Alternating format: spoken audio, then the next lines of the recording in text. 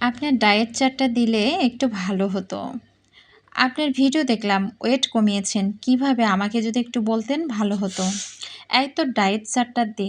যারা আমার শুভাকাঙ্ক্ষী বা যারা আমার ফ্যান ফলোয়ার তারা সবাই এরকম মেসেজ করতেই আছে বা কমেন্ট করতেছে। খুবই ভালো লাগলো তাদের এরকম সুন্দর, সুন্দর মেসেজ এবং কমেন্ট দেখে।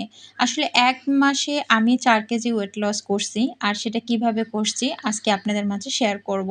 বলতে, বলতে আপনাদেরকে আরেকটা কথা বলি। আজকে যে রেসিপিটা শেয়ার করতেছি এটা একটা পাউরুটির রসমালাই। আগেই দুধটা জাল দিয়ে নিবেন। আরেকটা কড়াইয়ে সেই জাল দেওয়া দুধ একটু নিবেন। সামান্য পরিমাণে দিয়ে দিবেন দুধ পাউডার মানে গুঁড়া দুধ যেটা। আর ফ্লেভারের জন্য হালকা এলাচের গুঁড়ো দিয়ে ভালোভাবে নাড়তে থাকবেন। নাড়া বন্ধ করে দিলে কিন্তু এটা তলায় লেগে যাবে আর খেতে কেমন পোড়া, পোড়া লাগবে, ভালো লাগবে না। সেজন্য এই রেসিপির প্রধান যে আকর্ষণ সেটা হচ্ছে পুরটা। এই পুরটা যত বেশি টেস্টি হবে তত বেশি এই পাউরুটির রসমালাইটা খেতে ভালো লাগবে। এরপর আমি কয়েক পিস পাউরুটি নিলাম। পাউরুটিগুলোর যে চারপাশের অংশটা আছে এটা আমি সুন্দর করে কেটে নেব। কারণ এই অংশটার কারণেই কিন্তু পাউরুটিটা যে আমি রাউন্ড শেপ দিব এটা আর হবে না বা বেলতে গিয়েও সমস্যা করবে। সবগুলো পাউরুটি স্লাইস করে নিচ্ছি আর নেওয়ার ফাঁকে বলে দিচ্ছি আমার ডায়েট চার্টটা। আমি সকালবেলা চিয়া সিড, গরম পানি, লেবু এটা খাই। খাওয়ার পরে তেমন কোনো কিছুই খাই না। প্রায় আধা ঘন্টার পরে একটা সিদ্ধ ডিম খাই। এরপরে তেমন কোনো কিছুই খাওয়া হয় না। ১০টা বা ১১টার দিকে একটা ফল, হালকা কিছু বাদাম থাকলে থাকলো, না থাকলে নাই। যদি ঘরের মধ্যে থাকে তাহলে খাওয়া হয়। আর শেষ হলে ২-১ দিন পরে আনি। সেভাবে না, মানে নিয়মিত না আরকি। এরপরে একটা ব্লাক কফি বা গ্রিন টি। এরপরে আর কোনো কিছুই না। যাই হোক এই যে রুটিগুলো কিন্তু বেলনা দিয়ে এভাবে পাতলা করে নিবেন। দেখেন আমি কি সুন্দর করে পাতলা, পাতলা করে বেলে নিয়েছি। আমি এখানে ৪ পিস রুটি নিয়েছি।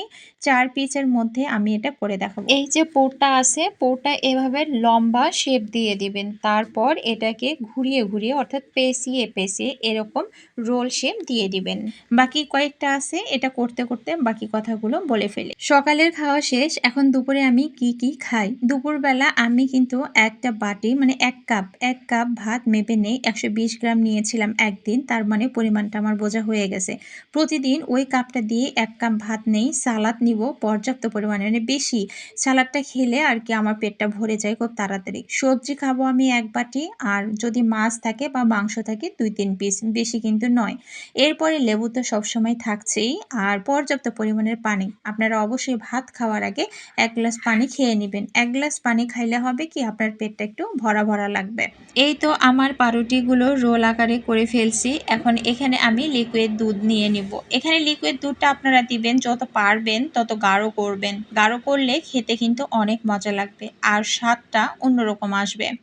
চামচ দিয়ে সবার আগে এই পাউরুটিগুলো ভিজিয়ে নিব। এরপরে আমি পুরো দুধটাই ঢেলে দিব। যত দুধ এখানে দিতে পারবেন তত বেশি খেতে কিন্তু অনেক মজা লাগবে। তো এটা আমার তৈরি হয়ে গেল। এখন পরিবেশনের পালা। আপনার হাতের কাছে যা থাকবে তাই দিয়ে পরিবেশন করবেন। বিকেলবেলা আমি কিছুই খাই না। সন্ধ্যার একটু আগে বা সন্ধ্যার পরে একটা ব্লাক কফি কিংবা গ্রিন টি খেয়ে ফেলি। আর রাতের বেলা ২ পাটি সবজি, সাথে মাছ বা মাংস এবং সালাদ। লেবু তো থাকবেই। আর বেশিরভাগ সময় আমি রাতের বেলা না খেয়েই থাকি। কারণ ওগুলো খেতে আর ভালো লাগে না। আপনারাই বলেন ভালো লাগে কি? যাই হোক সবাই ভালো থাকবেন।